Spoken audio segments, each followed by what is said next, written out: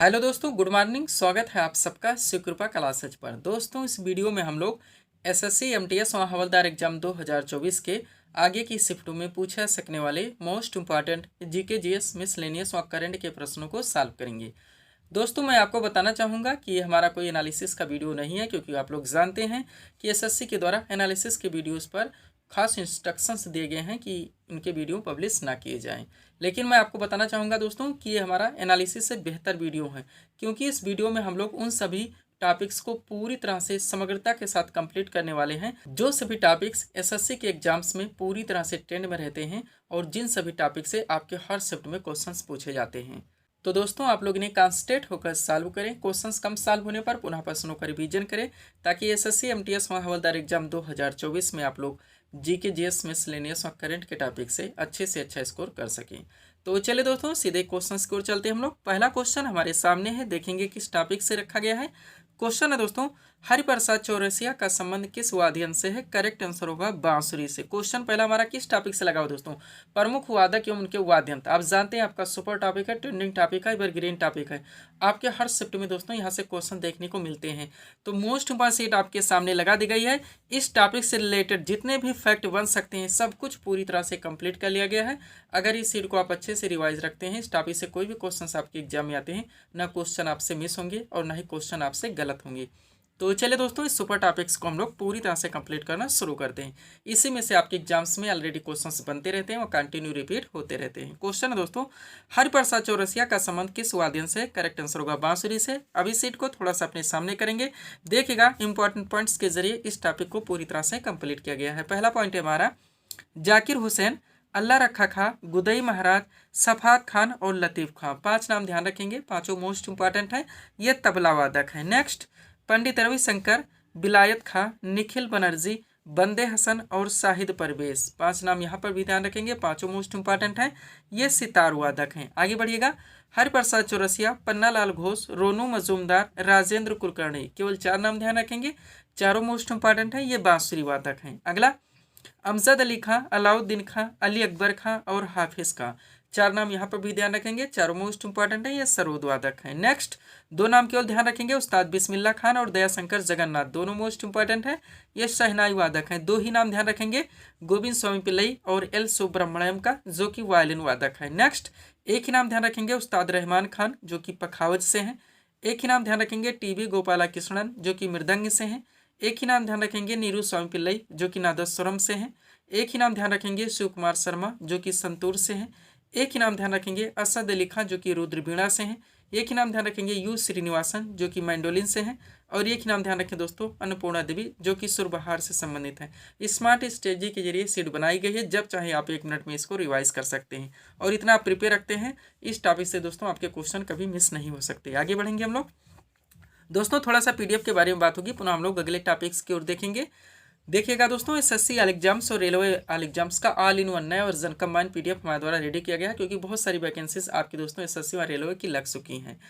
इस पीडीएफ को बनाने में दोस्तों आपके एसएससी और रेलवे के विभिन्न एग्जाम्स के प्रीवियस ईयर एग्जाम्स के क्वेश्चंस को भी पूरी तरह से एनालाइज किया गया है। इसके अलावा दोस्तों आपके क्वेश्चंस के वेटेज को, उनके लेवल को, उनके ट्रेंड को भी पूरी तरह से ध्यान में रखा गया है।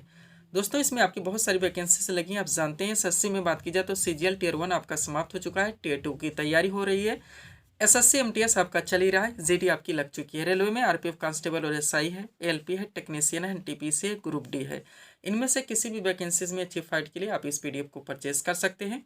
इसमें आपका साइंस यानी फिजिक्स, केमिस्ट्री व बायो का स्पेशल पीडीएफ आएगा। पूरा आपका स्टैटिक जीके यानी कि हिस्ट्री, पॉलिटी, ज्योग्राफी, इकोनॉमिक्स और पूरा मिसलेनियस यानी विविध, जो कि एसएससी के एग्जाम में पूरी तरह से ट्रेंड में रहता है, इसका भी दोस्तों स्पेशल पीडीएफ आएगा। और पूरा आपका दोस्तों करंट का भी स्पेशल पीडीएफ आएगा। मात्र 100 रुपीज़ इसकी पेड फीस रखी गई। व्हाट्सअप नंबर आप लोगों के सामने है, जहाँ पर दोस्तों आप लोग मैसेज कर पीडीएफ ले सकते हैं। चलेंगे दोस्तों हम लोग अगले क्वेश्चन की ओर। अगला क्वेश्चन दोस्तों हमारे सामने, देखेंगे किस टॉपिक से रखा गया है। क्वेश्चन है दोस्तों, दिल्ली सल्तनत का शासनकाल कब से कब तक था? करेक्ट आंसर होगा 1206 से लेकर 1526 ईस्वी तक।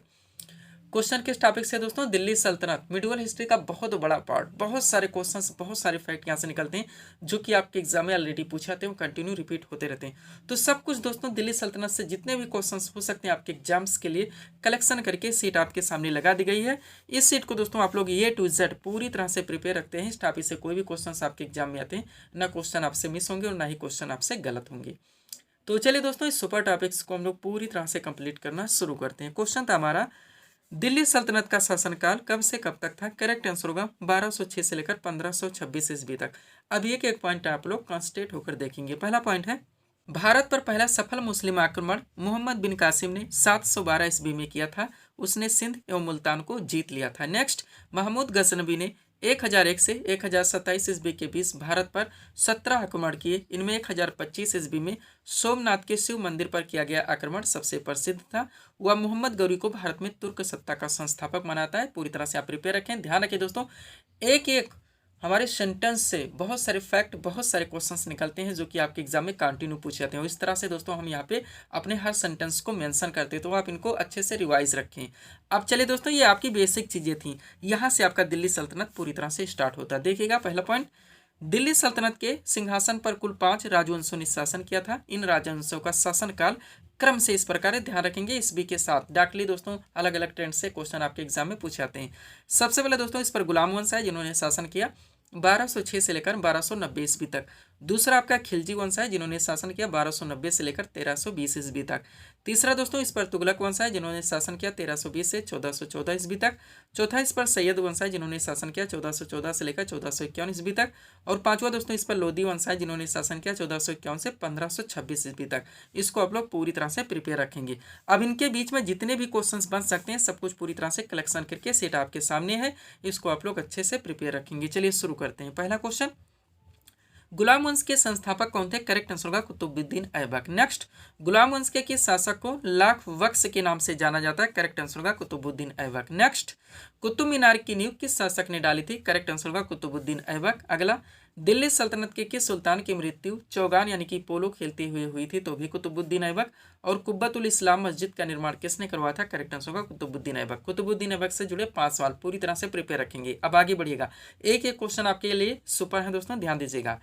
तुर्कानी चहलगानी दल का गठन किसने किया था? इल्तुतमिश ने। नेक्स्ट, दिल्ली सल्तनत के किस सुल्तान ने इक्तादारी प्रथा चलवाई थी? करेक्ट आंसर होगा इल्तुतमिश ने। नेक्स्ट, कुतुब मीनार के निर्माण कार्य को किसने पूरा करवाया था? इल्तुतमिश ने। ध्यान रखेंगे, हम आपको बता चुके हैं दोस्तों, ये हमारा एनालिसिस का वीडियो नहीं, लेकिन उससे बेहतर वीडियो, वो हर क्वेश्चन जब तक जो दोस्तों आज तक पूछे गए हैं आपको टॉपिक वाइज सारे क्वेश्चन के आंसर मिल जाएंगे। चलिए शुरू करते हैं अगला क्वेश्चन। दिल्ली सल्तनत की दरबारी भाषा क्या थी? तो फारसी थी। नेक्स्ट, किताबुल हिंद की रचना किसने की थी? करेक्ट आंसर होगा अल बरूनी ने। आगे बढ़िए, अगला क्वेश्चन है दोस्तों आपका, आगरा नगर की स्थापना किसने की थी? करेक्ट आंसर होगा सिकंदर लोदी ने। नेक्स्ट, भारत की प्रथम महिला मुस्लिम शासिका कौन थी? रजिया सुल्तान। आगे देखिएगा, रजिया सुल्तान ने कब से कब तक शासन किया था? तो 1236 से लेकर 1240 ईस्वी तक। नेक्स्ट, लौह एवं रक्त की नीति किसने अपनाई थी? बलबन ने। और दीवान ए अर्ज की स्थापना किसने की थी? करेक्ट आंसर होगा बलबन ने। पूरी तरह से आप प्रिपेयर रहेंगे। आगे बढ़ते हैं, अगला क्वेश्चन हमारा क्या दोस्तों देखेंगे हम लोग। क्वेश्चन है, बाजार नियंत्रण प्रणाली किसने अपनाई थी? करेक्ट आंसर होगा अलाउद्दीन खिलजी ने। नेक्स्ट, तुगलक वंश का संस्थापक कौन था? करेक्ट आंसर होगा गयासुद्दीन तुगलक। नेक्स्ट, यात्री इब्न बतूता किस देश का निवासी था? मोरक्को का। अगला है, किताबुल रहला नामक पुस्तक की रचना किसने की थी? इब्न बतूता ने। नेक्स्ट, अलाई दरवाजा का निर्माण किसने करवाया था? करेक्ट आंसर होगा अलाउद्दीन खिलजी ने।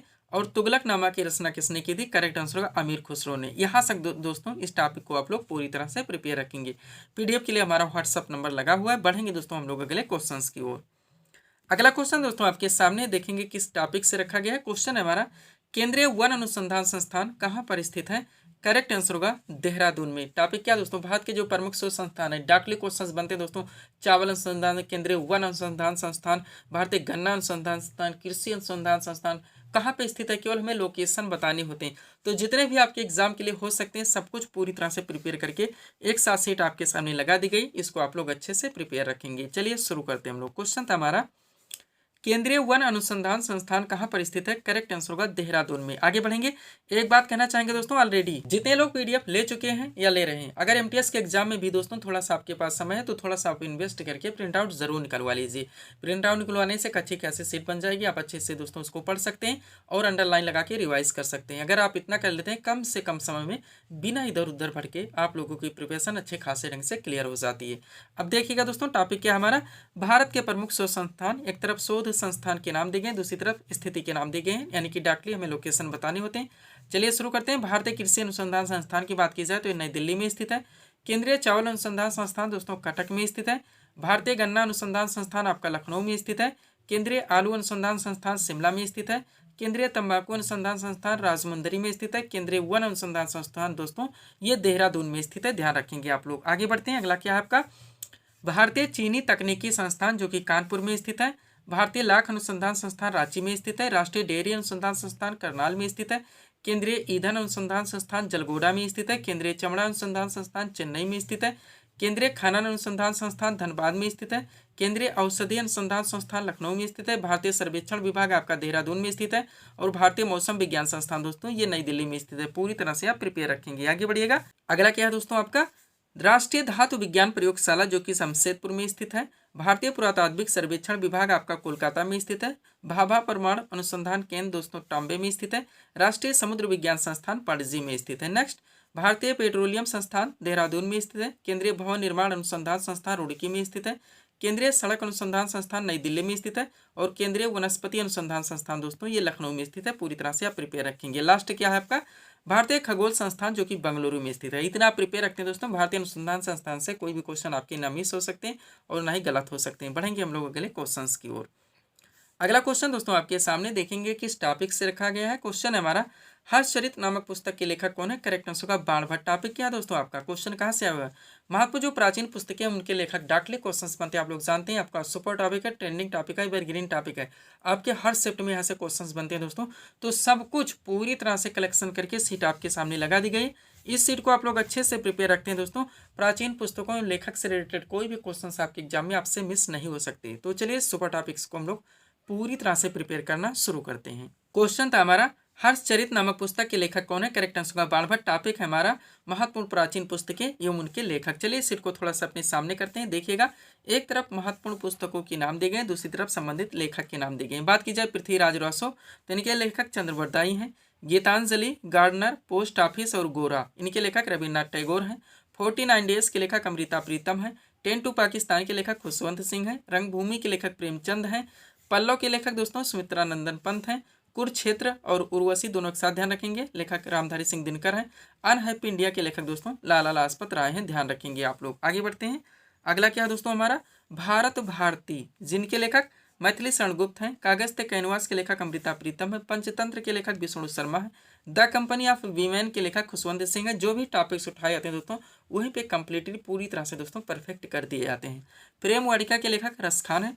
नेचुरल हिस्ट्री के लेखक पिलनी है। आगे देखिएगा, बुद्ध चरितम के लेखक अश्व घोष हैं। कादम्बरी के लेखक बाणभट्ट हैं। द इंडियन स्ट्रगल के लेखक सुभाष चंद्र बोस हैं। पूरी तरह से दोस्तों हर फैक्ट को आप लोग प्रिपेयर रखेंगे ताकि किसी भी टॉपिक से कोई भी क्वेश्चन आपका मिस ना हो और एक एक क्वेश्चन की कीमत आप लोग जानते हैं। शाहनामा के लेखक दोस्तों फिरदौसी हैं। सूर सागर, सूर सारावली, साहित्य लहरी तीनों के साथ देखेंगे। तीनों के लेखक सूरदास जी हैं। हुमायूं नामा की लेखिका गुलवदन बेगम है। लाइफ डिवाइन के लेखक अरविंद घोष हैं। अनामिका के लेखक सूर्यकांत त्रिपाठी निराला है। यामा के लेखक महादेव वर्मा है। एन एरिया ऑफ डार्कनेस के लेखक वी.एस. नायपाल हैं। हिंदू व्यू ऑफ लाइफ के लेखक दोस्तों डॉक्टर सर्वपल्ली राधा कृष्णन है। आगे बढ़ेंगे आप लोग, अगला क्या हमारा, राष्ट्रंगड़ी मोस्ट इंपॉर्टेंट लेखक कौन है? कल्हड़ है। कुमार संभवम, अभिज्ञान शाकुंतलम और मेघदूत इनके लेखक कालिदास जी हैं। मालती माधव के लेखक भवभूति हैं। किताबुल हिंद के लेखक अलबरूनी हैं। दादा कामरेड के लेखक यशपाल हैं। चिदम्बरा के लेखक सुमित्रा नंदन पंत हैं। देखिएगा द डार्क रूम दोस्तों, the dark room, my days और मालगुडी डेज तीनों मोस्ट इंपॉर्टेंट हैं। इनके लेखक आर के नारायण हैं।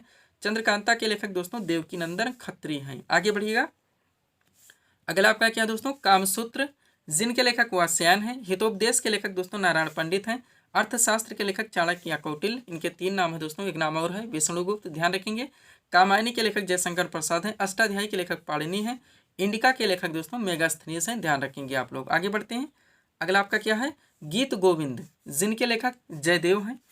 पद्मावत के लेखक मलिक मोहम्मद जायसी हैं। आईन अकबरी और अकबरनामा दोनों ध्यान रखेंगे, लेखक अबुल फजल हैं दोस्तों। उसके बाद में वीज़ा जिसके लेखक कबीरदास जी हैं। गोदान और कर्मभूमि के लेखक प्रेमचंद हैं। इंटरनल इंडिया की लेखिका दोस्तों इंदिरा गांधी हैं। कुली के लेखक मुल्कराज आनंद हैं और मृच्छ कटिकम के लेखक दोस्तों शुद्रक हैं। यहाँ तक दोस्तों आप इस सीट को पूरी तरह से प्रिपेयर रखेंगे। आगे बढ़ते हैं हम लोग।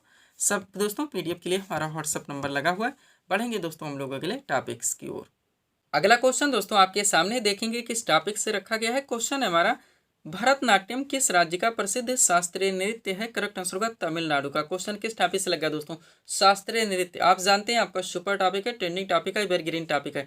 स्टार्ट से लेकर लास्ट शिफ्ट तक आपके हर शिफ्ट में दोस्तों यहाँ से 2 से 3 क्वेश्चन देखने को मिलते हैं। तो सब कुछ पूरी तरह से कलेक्ट करके दोस्तों शास्त्रीय नृत्य की सीट आपके सामने लगा दी गई है। इस सीट को अगर आप लोग अच्छे से प्रिपेयर रखते हैं, कोई भी क्वेश्चन आपके शास्त्रीय नृत्य यानी कि क्लासिकल डांस से दोस्तों मिस नहीं हो सकते। सब कुछ पूरी तरह से आपके पीडीएफ में मेंशन है। सारे क्लासेस के वीडियोस के पीडीएफ भी हमारे द्वारा अभ्यर्थियों को दिए जा रहे हैं। चलिए शुरू करते हैं हम लोग। क्वेश्चन था हमारा, भरतनाट्यम किस राज्य का प्रसिद्ध शास्त्रीय नृत्य है? करेक्ट आंसर होगा तमिलनाडु का। अभी सीट को थोड़ा सा अपने सामने करते हैं। सबसे पहले आप लोकेशन कवर करेंगे। आप जानते हैं दोस्तों कि भारत के 8 शास्त्रीय नृत्य हैं। डायरेक्ट क्वेश्चन पूछे जाते हैं कि कौन सा शास्त्रीय नृत्य किस राज्य में मनाया जाता है, आयोजित किया जाता है। तो पहले आप लोग उनको कलेक्ट कीजिए। एक तरफ शास्त्रीय नृत्य के नाम दिए गए, दूसरी तरफ संबंधित राज्य के नाम दिए गए। बात की जाए भरतनाट्यम की तो तमिलनाडु राज्य का शास्त्रीय नृत्य है। कथकली और मोहिनीअट्टम दोनों एक साथ देखेंगे क्योंकि केरल के शास्त्रीय नृत्य है। कुचिपुड़ी दोस्तों आपका आंध्र प्रदेश का शास्त्रीय नृत्य है। सत्रिय आपका असम का शास्त्रीय नृत्य है। मणिपुरी दोस्तों मणिपुर राज्य का शास्त्रीय नृत्य है। ओडिसी आपका ओडिशा राज्य का शास्त्रीय नृत्य है। आगे बढ़िएगा। अगला क्या दोस्तों आपका कथक जो कि उत्तर प्रदेश का शास्त्रीय नृत्य है। ये दोस्तों लोकेशन से थे जो कि क्वेश्चन आपके एग्जाम में डायरेक्टली बन जाते हैं। अब चलिए A to Z दोस्तों इंपॉर्टेंट पॉइंट्स के जरिए आप लोग शास्त्रीय नृत्य को पूरी तरह से कंप्लीट करेंगे। देखिएगा, पहला पॉइंट है हमारा, भारतीय नृत्य को 2 श्रेणियों में वर्गीकृत किया जा सकता है। एक है आपका शास्त्रीय नृत्य, दूसरा आपका लोक नृत्य। नेक्स्ट, शास्त्रीय नृत्य हमारी सांस्कृतिक विरासत का एक महत्वपूर्ण हिस्सा है। प्रत्येक शास्त्रीय नृत्य एक विशेष क्षेत्र की संस्कृति का प्रतिनिधित्व करता है जिससे संबंधित है। और शास्त्रीय नृत्य के संत दोस्तों संस्थापक महान संत श्रीमंता शंकरदेव हैं। पूरी तरह से आप प्रिपेयर रहेंगे। ये बेसिक चीजें थी। अब यहाँ से आपका भरत दोस्तों शास्त्रीय नृत्य स्टार्ट होता है। शुरू करेंगे हम लोग भरतनाट्यम से।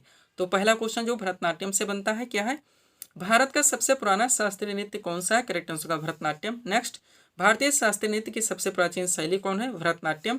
और किस शास्त्रीय नृत्य को भारत के अन्य शास्त्रीय नृत्यों की जननी माना जाता है? तो भरतनाट्यम। ध्यान रखेंगे A to Z सारे क्वेश्चन कलेक्ट किए गए हैं दोस्तों। ये सारे क्वेश्चन ऐसे हैं जो कि आपके एग्जाम में हजारों हजार बार पूछे गए हैं। अब चलिए भरतनाट्यम से जुड़े आप कलाकार देखेंगे। सबसे पहले महिला कलाकार तो यामिनी कृष्णमूर्ति, मालविका सरकार, मृणालिनी साराभाई, मीनाक्षी सुंदरम पिल्लई, बाला सरस्वती, रुक्मणी देवी अनुंडेल, अलर बेलबल्ली, पद्मा सुब्रमण्यम, विजंती माला और लीला सैमसन।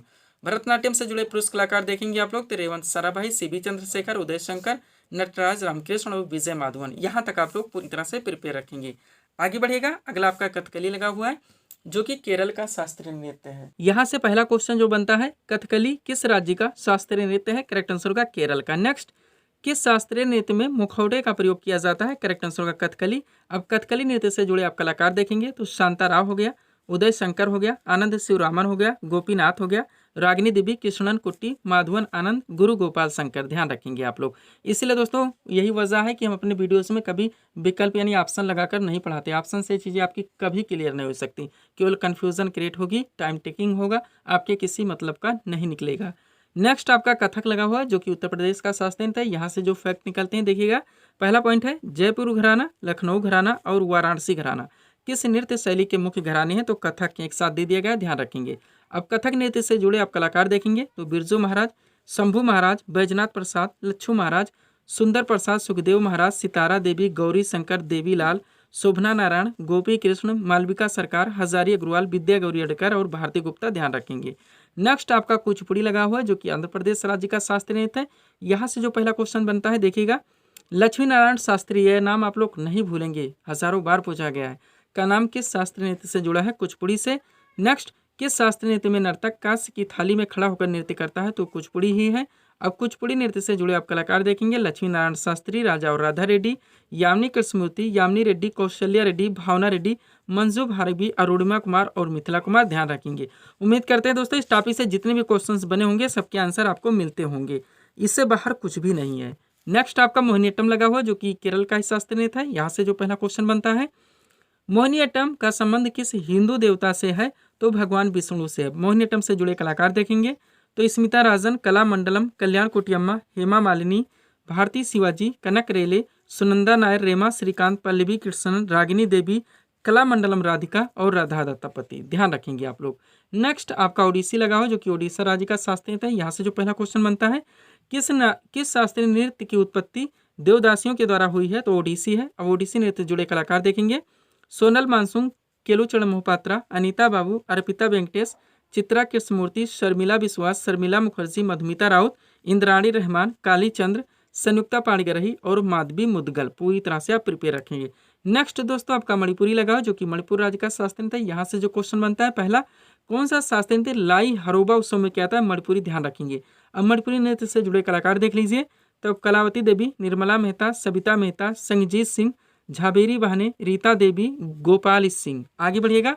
अगला लास्ट आपका दोस्तों सत्रिया लगा हो, जो कि असम का शास्त्रीय नृत्य है। यहाँ से जो क्वेश्चन निकलते हैं, पहला है सत्रिया नृत्य के संस्थापक कौन थे, श्रीमंत शंकरदेव। अब सत्रिया नृत्य से जुड़े कलाकार देखेंगे, तो सुनील कोठारी, उपासना महंत, रेखा तालुकदार, जतिन गोस्वामी, रूप रानी दास बोरा। इतना प्रिपेयर रखते हैं दोस्तों, कभी भी आपके शास्त्रीय नृत्य से कोई भी क्वेश्चन किसी भी ट्रेंड से आते हैं, मिस नहीं हो सकते। पीडीएफ के लिए हमारा व्हाट्सअप नंबर लगा हुआ। बढ़ेंगे दोस्तों हम लोग अगले क्वेश्चन की ओर।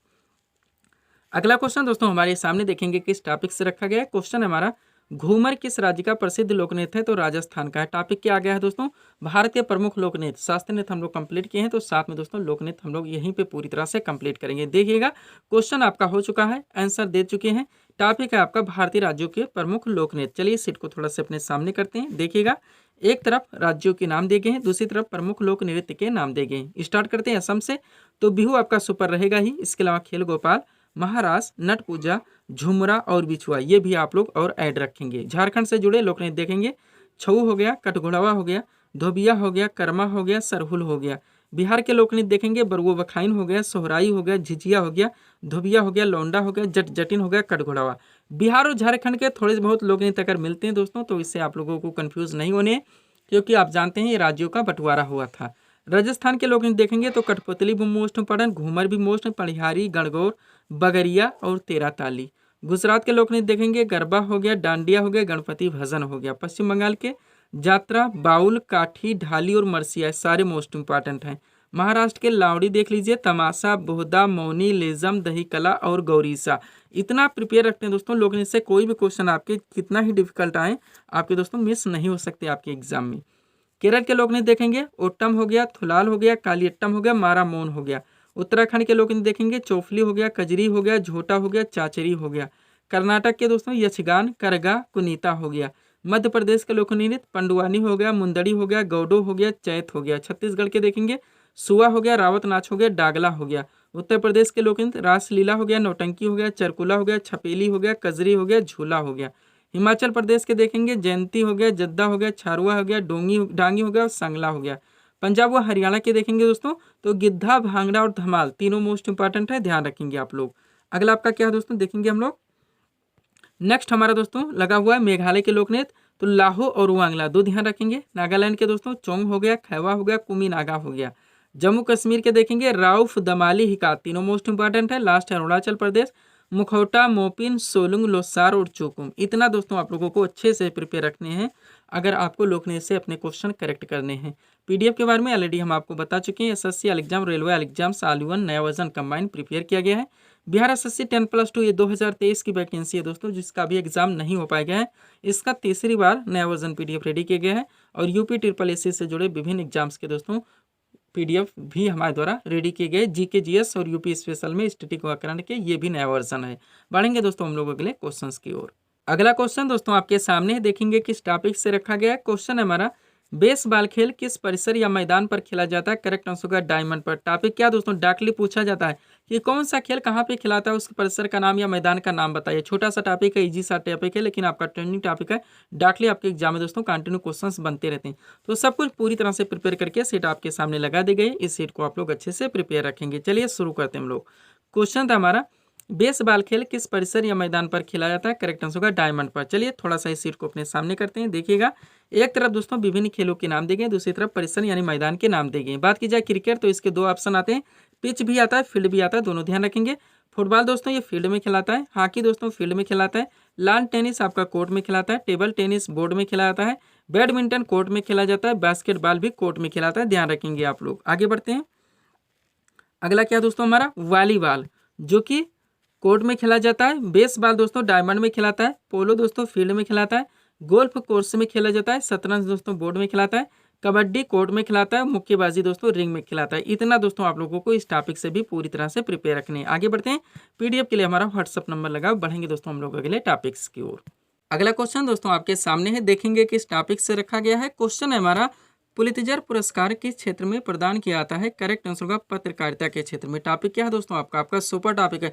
महत्वपूर्ण जितने पुरस्कार एवं सम्मान दोस्तों राष्ट्रीय अंतरराष्ट्रीय लेवल पे डायरेक्टली पूछे जाते हैं कि किस क्षेत्र में दिए जाते हैं। कलंक पुरस्कार, ऑस्कर पुरस्कार, बुकर पुरस्कार दोस्तों, धन्वंतरी पुरस्कार, बोलाक पुरस्कार, तो जितने भी हैं सब कुछ राष्ट्रीय अंतरराष्ट्रीय लेवल पे पूरी तरह से दोस्तों प्रिपेयर करके परफेक्ट सीट आपके सामने लगा दी गई है। इस सीट को अगर आप अच्छे से प्रिपेयर रखते हैं, इस टॉपिक से कोई भी क्वेश्चन आपके एग्जाम में आते हैं, किसी भी ट्रेंड से पूछे जाते हैं, ना क्वेश्चन आपसे मिस होंगे और ना ही क्वेश्चन आपसे गलत होंगे।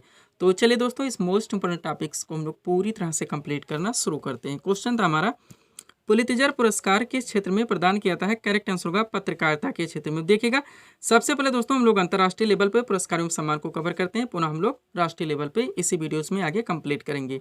तो अंतर्राष्ट्रीय पुरस्कार सम्मान के नाम एक तरफ दिए गए, संबंधित क्षेत्र दूसरी तरफ दिया गया। बात की जाए नोबेल पुरस्कार मोस्ट इंपोर्टेंट, तो सबसे पहले ध्यान रखें टोटल 6 क्षेत्रों में दिया था। तो क्षेत्रों के नाम जरूर ध्यान रखेंगे, साहित्य, चिकित्सा, भौतिकी, रसायन, अर्थशास्त्र एवं शांति।